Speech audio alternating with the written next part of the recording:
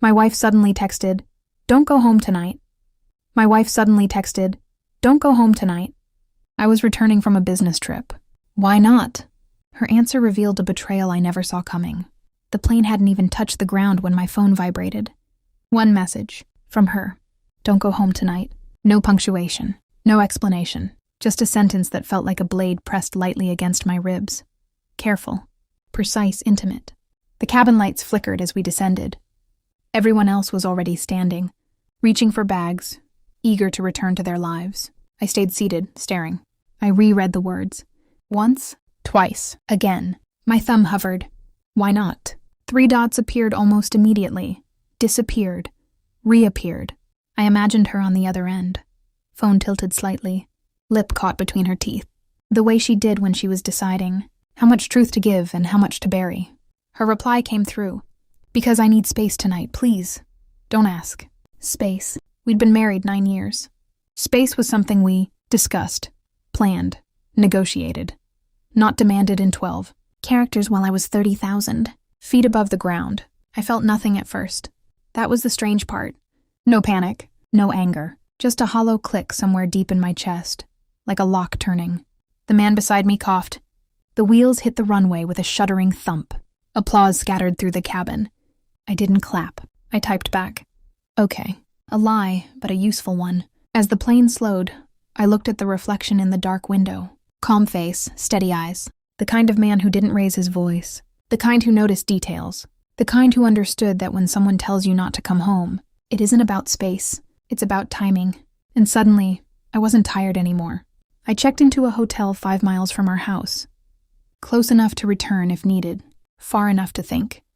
The room smelled like industrial cleaner and stale. Air neutral, anonymous, perfect. I sat on the edge of the bed and replayed the last 6 months. Her sudden interest in late yoga, the new password on her phone, the way she'd started turning it face down on the table. Casual, but not careless. The subtle recalibration of her body when I entered a room, a half-second delay before her smile arrived. I had noticed all of it.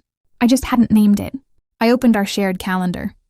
Nothing unusual. No red flags. No overlapping lies. She was careful. That hurt more than recklessness would have. I texted again. "Are you okay?" Minutes passed. 10:20. Then, "I just need one night. Please trust me." Trust. That word sat heavy in my hands. Trust wasn't something you asked for in an emergency. Trust was something you built slowly, then spent sparingly. I lay back on the bed and stared at the ceiling. White, cracked. A small water stain shaped like a country. I couldn't identify. I thought about the man she used to be. The woman who once cried because she forgot my birthday dinner reservation. Not because she forgot the dinner, but because she hated disappointing me. People don't change overnight. They transition, quietly, strategically. I opened my laptop. I didn't search for affair. I didn't scroll through horror stories or forums. I searched our phone records. Just data, clean, impersonal. And there it was. A number I didn't recognize. Frequent. Short calls. Long silences. Bursts of activity when I was away. Always deleted from her phone. But carriers remember. I copied the number into a note. Still calm. Still breathing. I closed the laptop and turned off the light. Sleep didn't come. But clarity did. The next morning, she texted as if nothing had happened. "Good morning. I hope you slept okay." I replied the same way I always did. I did. Another lie. Another tool. When I came home later that afternoon, the house smelled different. Not perfume. Something sharper, masculine, an echo. The bed had been changed. Sheets washed. Evidence erased. I complimented her haircut. She smiled.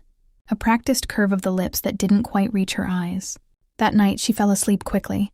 I didn't. I watched her breathing slow. Counted it. Memorized it. Wondered how many times she'd shared that rhythm with someone else. I began collecting without collecting. Screenshots when her phone buzzed and she stepped away. Times, patterns. A burner email I created and used to run the number through public databases. A name surfaced. Not a stranger. Someone I'd met. Once, at a dinner party 2 years ago. A friend from work. Too charming. Too comfortable in our space. He'd complimented the house like he belonged in it. I remembered the way my wife had laughed at his jokes. A little louder than necessary. At the time, I told myself it was nothing. Now I told myself nothing at all. I installed a discreet GPS app on her phone while she showered. It took 12 seconds. She trusted me. That irony tasted metallic. Over the next week, I watched her movements like a map unfolding. Coffee shops she'd never mentioned. A parking lot near a medical building. A condominium complex 20 minutes away. Always the same place. Always when I was busy. I didn't confront. I didn't react. I adjusted my schedule to align with hers. Quietly. The night she told me she was working late, I followed at a distance. No dramatics. No racing heart. Just observation. She parked. Walked inside.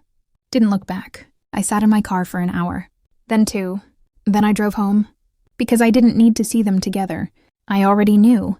The confirmation came in an envelope. Not thick. Not dramatic. Just paper. Printed messages recovered from cloud backups she'd forgotten existed. Photos she'd deleted, but not permanently. Dates. Words. I laid everything out on the dining table. Neat lines. Chronological order. When she came home, I didn't raise my voice. I didn't even look angry. I slid the folder across the table. She opened it. Her face changed in increments. Confusion. Recognition. Fear. She sat down slowly, like her legs had forgotten how to function. "I can explain," she said. I nodded, encouraged her. She spoke quickly. Too quickly. Words tumbling over each other. Loneliness, misunderstanding. Nothing physical at first, then just once. Then not what it looked like. I listened. I always listened. When she finished, I asked one question. "How long were you planning to keep lying?" Silence. Her mouth opened, closed. That was my answer. I stood up. Collected the papers. Put them back in the folder. "I won't shout," I said. "I won't argue. I just needed to hear you lie one last time." She cried then. Real tears, messy, uncontrolled. I felt nothing. That scared her more than anger ever could. I moved out the next day, not in secret, not dramatically.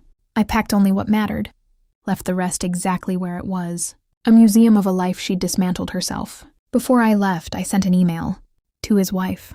Attached everything. No commentary. No insults. Just truth. I blocked my wife's number after that. No closure conversations. No late-night confessions. Weeks later, she showed up at my office. Unannounced. Uninvited. Security called me. I let her wait. When I finally stepped into the lobby, she looked smaller. Fractured. "I lost everything," she said. "He left. His wife knows." "I didn't think you'd..." "Think," I interrupted gently. That was the problem. I didn't touch her. Didn't comfort her. I leaned in just enough for her to hear me. "I didn't ruin your life," I said. "I just stopped protecting the lie you built it on." She collapsed into herself. I walked away. I live alone now. The silence doesn't scare me. It sharpens me. Some nights I think about the text. The moment everything cracked open. "Don't go home tonight." She meant it as a warning. I took it as permission. I didn't lose my marriage that night. I lost my illusions. And that was the moment I finally came home. To myself.